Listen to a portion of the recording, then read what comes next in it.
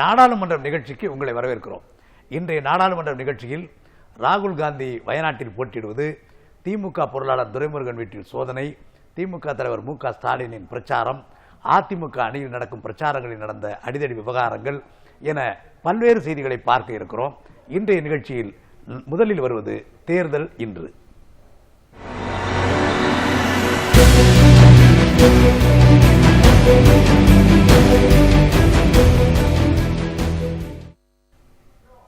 திமுக தலைவர் மு.க. ஸ்டாலின் தனது தேர்தல் பிரச்சார பயணத்தை முதலில் வரும் 6ஆம் தேதி வரையில் வரையறுத்திருந்தார். தற்போது அந்த பயண திட்டத்தை மேலும் விரிவுபடுத்தி இருக்கிறார். கடந்த 20ஆம் தேதி திருவாரூரில் தொடங்கிய அவரது பயணம் 6ஆம் தேதி வரையில் முதலில் திட்டமிடப்பட்டிருந்தது. தற்போது அது வருகிற 16ஆம் தேதி வரையில், அதாவது மேலும் 10 நாட்களுக்கு நீட்டிக்கப்பட்டுள்ளது. திருவாரூரில் ஆரம்பித்த தனது பிரச்சார பயணத்தை 16ஆம் தேதி என்று திருப்பெரும்புதூரில் முடிக்கிறார் மு.க. ஸ்டாலின். அவர் காலையிலும் மாலையிலும் பிரம்மாண்டமான பொதுக்கூட்டங்களில் மட்டும் கலந்து கொண்டு உரையாற்றவில்லை. மக்கள் மத்தியில் நடந்து சென்றும் அவர் வாக்கு சேகரிக்கிறார். எளிய மக்களிடம் உரையாடுகிறார். அவர்களது குறைகளை கேட்டறிகிறார். அவர்களது கோரிக்கைகள் நிறைவேற்றப்படும் என வாக்குறுதி அளிக்கிறார். அவர்களுக்கு நம்பிக்கை வழங்குகிறார். முதல் நாள் ஓசூரில் பொதுக்கூட்டத்தில் அவரது பேச்சை கேட்ட ஒரு பெண்மணி மறுநாள் கிருஷ்ணகிரியில் அவர் மக்களை நேரடியாக சந்தித்த போது ஸ்டாலினை அருகிலேயே பார்த்திருக்கிறார். நேற்று மேடையில் பார்த்த தலைவரை இப்போது அருகில் பார்க்கிறேன் என்று அவர் பெருமிதப்பட்டார். மக்கள் மத்தியில் திமுக தலைவர் மு.க. ஸ்டாலின் வாக்கு சேகரித்த அந்த பாங்கை, அவரது எழுச்சிகரமான பிரச்சாரத்தை விளக்குகிறது இந்த செய்தி தொகுப்பு. நாடாளுமன்றம் மற்றும் சட்டமன்ற இடைத்தேர்தலில் போட்டியிடும் மதச்சார்பற்ற முற்போக்கு கூட்டணி வேட்பாளர்களை ஆதரித்து திமுக தலைவர் மு.க. ஸ்டாலின் தமிழகம் முழுவதும் சூறாவளி சுற்றுப்பயணம் மேற்கொண்டு பிரச்சாரம் செய்து வருகிறார். ஓசூரில் சனிக்கிழமை நடைபெற்ற மாபெரும் தேர்தல் பொதுக்கூட்டத்தில் பங்கேற்று பிரச்சாரம் செய்த மு.க. ஸ்டாலின் அதன் பின்னர் குமுதப்பள்ளி, பத்தரப்பள்ளி பகுதிகளில் திண்ணை பிரச்சாரமும் மேற்கொண்டார். சுய உதவிக்குழு இப்ப எப்படி இருக்கீங்க? மகளிர் சுய உதவிக்குழு அதெல்லாம் கொஞ்சம் இன்னும் இம்ப்ரூவ்மென்ட் பண்ணனும் சார். திமுக ஆட்சி இருந்தப்போ கரெக்டா இருந்துச்சுல? திமுக ஆட்சி இருந்தது அப்போ நாங்க இருந்தப்போ கரெக்டா இருந்துச்சு. அது இப்போ சுழல் நம்ம கிடைக்குதா? இப்போ இல்ல, அவ்வளவு இல்ல. பேங்க்ல கடன்லாம் கிடையில, கொடுக்கறதில்ல. அப்புறம் இப்போ தேர்தல் அறிக்கையில் நீங்க பார்த்துருப்பீங்க, கல்வி கடன் சொன்னீங்க, கரெக்டா சொன்னீங்க. இப்போ அதே மாதிரி 50 லட்சம் பேருக்கு மக்கள் நல பணியாளர்கள் லேடிஸை போடலான்னு முடிவு எடுத்திருக்கிறோம். அது அறிக்கை கொடுத்துருக்கிறோம். அப்புறம் நீங்கள் சிறு சிறு தொழில் செஞ்சுக்கிறதுக்காக வட்டி இல்லாமல் கடன் பேங்க்ல 50,000 ரூபாய், அதெல்லாம் பார்த்தீங்களா? தேர்தல் அறிக்கை படிச்சிங்களா?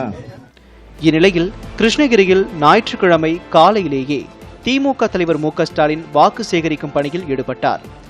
கிருஷ்ணகிரி மக்களவைத் தொகுதி காங்கிரஸ் வேட்பாளர் செல்லக்குமாரை ஆதரித்து அங்குள்ள காய்கறி அங்காடியில் நடைபயணமாக சென்று திமுக தலைவர் மு.க. ஸ்டாலின் ஆதரவு திரட்டினார்.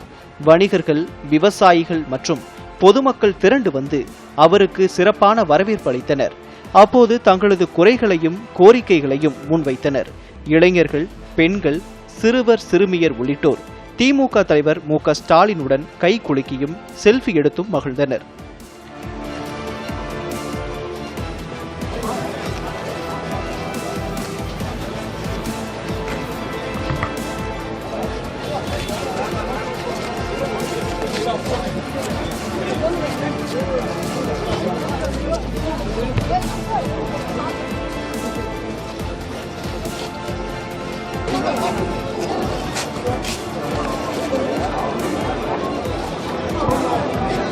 வாக்கு சேகரிப்பின் போது அப்பகுதியில் உள்ள சாலையோர தேநீர் கடைக்கு சென்ற திமுக தலைவர் மு.க. ஸ்டாலின் பொதுமக்களுடன் பொதுமக்களாக இணைந்து தேநீர் அருந்தினார்.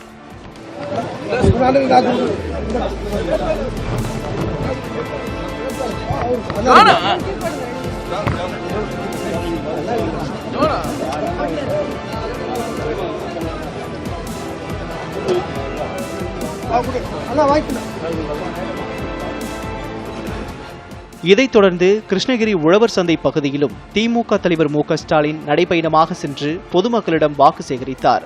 அங்கு தேநீர் கடைக்கு சென்று மக்களோடு மக்களாக தேநீர் அருந்தினார். அப்போது மு.க. ஸ்டாலினை கைகுலுக்கி வரவேற்ற வணிகர்கள், விவசாயிகள் மற்றும் பொதுமக்கள் செல்போனில் புகைப்படம் எடுத்தும் மகிழ்ந்தனர்.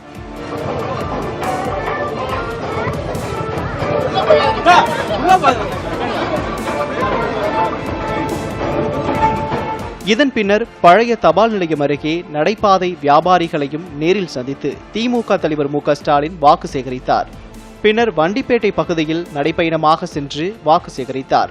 சுமார் 1 மணி நேரத்திற்கு மேலாக பிரச்சாரம் மேற்கொண்ட ஸ்டாலின் திமுக ஆட்சிக்கு வந்ததும் அனைத்து தரப்பினரின் கோரிக்கைகளும் நிச்சயம் நிறைவேற்றப்படும் என்று உறுதியளித்தார்.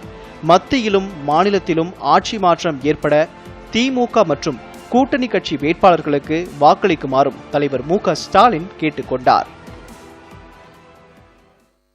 கிருஷ்ணகிரி மாவட்டத்தில் அவர் மேற்கொண்ட பிரச்சாரமும் புதிய கோணத்தில் அமைந்திருந்தது.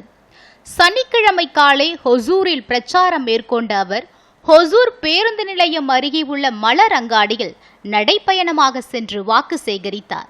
வணிகர்கள், பொதுமக்கள் அவருக்கு உற்சாக வரவேற்பு அளித்ததுடன் செல்ஃபி எடுத்தும் மகிழ்ந்தனர்.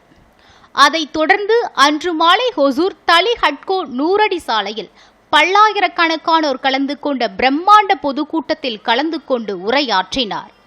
கிருஷ்ணகிரி மக்களவை தொகுதியில் போட்டியிடும் காங்கிரஸ் வேட்பாளர் செல்லக்குமார் மற்றும் ஹொசூர் சட்டமன்ற தொகுதியில் போட்டியிடும் திமுக வேட்பாளர் சத்யா ஆகியோருக்கு வாக்கு சேகரித்தார். 5 ஆண்டுகளாக ஆட்சியில் இருக்கும் மத்திய அரசும் மாநில அரசும் தங்கள் சாதனைகளை கூறி வாக்கு கேட்பதற்கு பதிலாக ஏதோ மத்தியில் காங்கிரசும் மாநிலத்தில் திமுகவும் ஆட்சியில் இருப்பது போல் தங்களை விமர்சித்து வருகின்றனர் என தெரிவித்தார். 5 வருஷமா இந்திய நாட்டினுடைய பிரதமராக பொறுப்பை ஏற்று நான் பாரதத்தினுடைய பிரதமராக உட்கார்ந்து ஆட்சியை நடத்தி கொண்டிருக்கிறேன். ஆக என்னுடைய ஆட்சிகளே இன்னென்ன திட்டங்களை தீட்டியிருக்கிறோம், இப்படிப்பட்ட சாதனைகளை படைத்திருக்கிறோம் என்று சொல்லி வாக்கு கேட்க வேண்டும். அதேபோல் தமிழ்நாட்டினுடைய முதலமைச்சராக இருக்கக்கூடிய எடப்பாடி பழனிசாமி அவர்கள் மக்களை சந்திக்கிற நேரத்தில் நாங்கள் எங்களுடைய ஆட்சியின் சார்பில் இவ்வளவு பணிகளை ஆற்றியிருக்கிறோம், மக்களுடைய பிரச்சனைகளை தீர்த்து வைக்கிறோம் என்ற நிலையில அவர்கள் வாக்கு கேட்க வேண்டும். ஆனால் கடந்த 5 வருஷமா ஆட்சியில் இருந்து செஞ்சிருக்கக்கூடிய சாதனைகளை சொல்ல முடியாத நிலையில் இருக்கிறார்கள். காரணம், எதையும் அவர்கள் செய்யல. இந்தியாவை காங்கிரஸ் கட்சி தான் ஆண்டு கொண்டிருப்பதை போலவும், தமிழ்நாட்டை திராவிட முன்னேற்ற கழகம் தான் ஆண்டு கொண்டிருப்பதை போலவும் இன்றைக்கு அவர்கள் தொடர்ந்து நம்மை விமர்சித்துக் கொண்டிருக்கக்கூடிய நிலையிலே தான் அவருடைய பிரச்சாரம் அமைந்திருக்கிறது. கலைஞர் ஆட்சியில் இருந்த போதும் மத்தியில் காங்கிரஸ் ஆட்சியில் அங்கம் வகித்த போதும் திமுக செய்த பல சாதனைகளை ஸ்டாலின் பட்டியலிட்டார். விவசாயிகளுக்கு இலவச மின்சாரம், நெசவாளர்களுக்கு இலவச மின்சாரம், விவசாயிகளுடைய கடன் முழுமையும் ரத்து, மே தினத்திற்கு ஊதியத்தோடு கூடிய விடுமுறை, மே தின பூங்கா, அரசு ஊழியர்களுக்கு ஏராளமான சலுகைகள், மாற்றுத்திறனாளிகள் நலவாரியம், கிராமங்களில் நமக்கு நாமே திட்டம், அண்ணா மறுமலர்ச்சி திட்டம், சமத்துவபுரங்கள், தாழ்த்தப்பட்ட பிற்படுத்தப்பட்ட சமுதாயத்தை சார்ந்தவர்களுக்கு இடஒதுக்கீடு எண்ணிக்கை உயர்த்தப்பட்டது. மிகவும் பிற்படுத்தப்பட்ட இனத்திற்கு தனி இடஒதுக்கீடு, அருந்ததியர் சமுதாயத்திற்கு உள் ஒதுக்கீடு, சிறுபான்மையினருக்கு இடஒதுக்கீடு, பெண்களுக்கு சொத்தில சம உரிமை, வேலை வாய்ப்பில பெண்களுக்கு 30% இடஒதுக்கீடு, உள்ளாட்சி அமைப்புகள்ல 33% இடஒதுக்கீடு, கர்ப்பிணி பெண்களுக்கு உதவித்தொகை, விதவைகளுக்கு மறுவாழ்வு திட்டம், ஒரு ஆரம்ப பள்ளிக்கூடங்களில் கட்டாயமாக பெண்களைத்தான் ஆசிரியராக நியமிக்க வேண்டும் என்ற அந்த சட்டம். அது மட்டுமல்ல, நீங்கள் தன்னம்பிக்கையோடு வாழ வேண்டும், உங்களுடைய வாழ்க்கையை நீங்களே அமைத்துக் கொள்ள வேண்டும், சொந்த காலில் நீங்க நிற்கணும், யாரையும் எதிர்பார்க்க கூடாது என்பதற்காகத்தான் மகளிர் சுய உதவிக்குழு என்ற ஒரு திட்டத்தை தலைவர் கலைஞர் அவர்கள் கொண்டு வந்து அறிமுகப்படுத்தினார்கள். மோடி அரசுக்கு தோல்வி பயம் வந்துவிட்டது. எனவே கர்நாடக அமைச்சர் வீட்டிலும் தமிழகத்தில் திமுக பொருளாளர் துரைமுருகன் வீட்டிலும் வருமான வரி சோதனை நடத்தி மத்திய அரசு மிரட்டி பார்க்கிறது என்று ஸ்டாலின் குற்றம் சாட்டினார். இந்த சலசலப்புக்கெல்லாம் திமுக என்றும் அஞ்சாது என உறுதியோடு தெரிவித்தார். நம்முடைய கழகத்தினுடைய பொருளாளர் அண்ணன் துரைமுருகனுடைய காட்பாடி இல்லத்தில் ரைடு. வேட்பாளராக அண்ணன் துரைமுருகனுடைய மகன் நிற்கிறார் கதிரானந்த், நம்ம கட்சியினுடைய வேட்பாளராக. வேட்பாளர் வெளியில இன்னும் வர முடியல. ஆக என்ன காரணம்? ஏதாவது எடுத்திருக்கிறீங்களா? ஏதாவது ரகசியத்தை கண்டுபிடிச்சிருக்கிறீங்களா? இன்றைக்கு தமிழகத்தினுடைய தேர்தல் கமிஷன் என்ன சொல்றாரு? போலீஸ் தரப்பிலிருந்து புகார் வந்துச்சு, அந்த அடிப்படையில் நடவடிக்கை இருக்கும். யார் புகார் கொடுத்தாலும் நீங்கள் அதை ஏற்றுக்கொள்வீர்களா? நான் இப்ப சொல்றேன், பிரதமர் வீட்டில் இவ்வளவு கோடி ரூபாய் இருக்கு, கருப்பு பணம் இருக்கு என்று நான் புகார் தருகிறேன். பிரதமர் வீட்டில் போய் ரைடு பண்றதுக்கு தயாராக இருக்கிறார்களா நான் கேட்கிறேன். ஆதாரத்தோடு சொல்றமே கொடநாட்டில் நடந்த கொலையை பத்தி நானா சொன்னேன். அந்த கொலைக்கு யார் யார் உடந்தையாக இருந்தார்களோ சயன் சொன்னது. அதற்கு யார் வீட்டில் போய் நீங்க ரைடு பண்ணிருக்கணும்? முதலமைச்சராக இருக்கக்கூடிய எடப்பாடி வீட்டில் போய் ரைடு பண்ணிருக்கணுமா வேண்டாமா? இன்றைக்கு வேண்டும் என்ற தோல்வியினுடைய விளிம்புக்கு போயிருக்கக்கூடிய காரணத்தினால ஏதாவது இருந்தா நடவடிக்கை எடுங்க, வேண்டாம்னு சொல்லல. சம்மன் அனுப்புங்க, நீதிமன்றத்துக்கு வருகிறோம். இதெல்லாம் பார்த்து பயப்படுகிற கட்சி திமுக அல்ல. மிசாவை பார்த்தவங்க, தொடாவை பார்த்தவங்க, படாவை பார்த்தவங்க, இது பணம் காட்டுறது. இந்த சலசலப்புக்கெல்லாம் திமுக அஞ்சிடாது. ஆனால் தேர்தல் வேளையில ஈடுபடக்கூடிய நேரத்தில் இந்த அக்கிரமம் என்று சொன்னால் இது எங்கே கொண்டு போய் முடிய போகிறது? அரக்கோணம் மக்களவை தொகுதி வேட்பாளர் ஜெகத் ரட்சகன், சோளிங்கர் சட்டமன்ற தொகுதி வேட்பாளர் அசோகன் ஆகியோரை ஆதரித்து சோளிங்கர் பாண்டியநல்லூரில் திமுக சார்பில் பிரச்சார பொதுக்கூட்டம் நடைபெற்றது. லட்சக்கணக்கானோர் திரண்டிருந்த கூட்டத்தில் பேசிய திமுக தலைவர் மு.க. ஸ்டாலின், எந்த மதத்திற்கும் திமுக எதிரி இல்லை, ஒரு சில ஊடகங்களும் சில பத்திரிகைகளும் திட்டமிட்டு அப்படி சித்தரித்து விஷமத்தனமாக செய்திகளை பரப்பி வருகின்றன என்று கூறினார். இந்துக்களுக்கு திமுக எதிரி. ஜெகத் ரட்சகனை பார்த்ததுக்கு பிறகு அதை நீங்க சொல்றீங்க. திட்டமிட்டு மீடியாக்களை பார்த்தீங்கன்னா இப்போ தேர்தல் வந்துருச்சுல, திட்டமிட்டு சில பத்திரிகைகள், ஏன் வேற ஒன்றும் இல்லை, தினமலர் பத்திரிகையில் தொடர்ந்து திட்டமிட்டு ஏதோ நாங்கள் இந்துக்களுக்கு எதிரி மாதிரி ஒரு தோற்றத்தை தொடர்ந்து உருவாக்கி கொண்டிருக்கிறார். அண்ணா என்ன சொன்னார்? ஒன்றே குலம் ஒருவனே தேவன் என்றுதான் அண்ணா அவர்கள் சொன்னார்கள். நாங்கள் என்றைக்கு ஆண்டவர்களுக்கு எதிராக இருந்தவர்கள் அல்ல.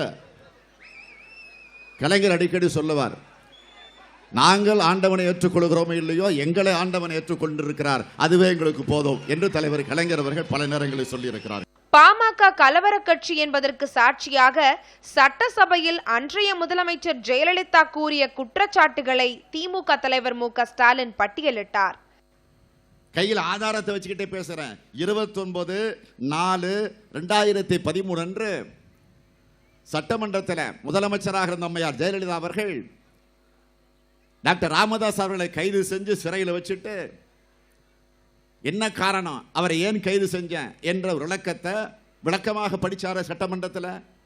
பேருந்துகளுக்கு தீ வைத்தார்கள், பேருந்துகள் மீது கல் வீசினார்கள், பயணிகளுக்கு காயம் விளைவித்தார்கள், பாலங்களுக்கு வெடி வச்சாங்க, ஓடும் ரயிலில் தீப்பந்தம் வீசினார்கள், அரசு அலுவலகங்களுக்கு தீ வைத்தார்கள், அரசு கிடங்குகளுக்கு தீ வைத்தார்கள், நியாய விலை கடைகளுக்கு தீ வச்சாங்க, காவல்துறையுடைய வாகனங்களுக்கு தீ வச்சாங்க, குடிநீர் குழாய்களை உடைச்சாங்க.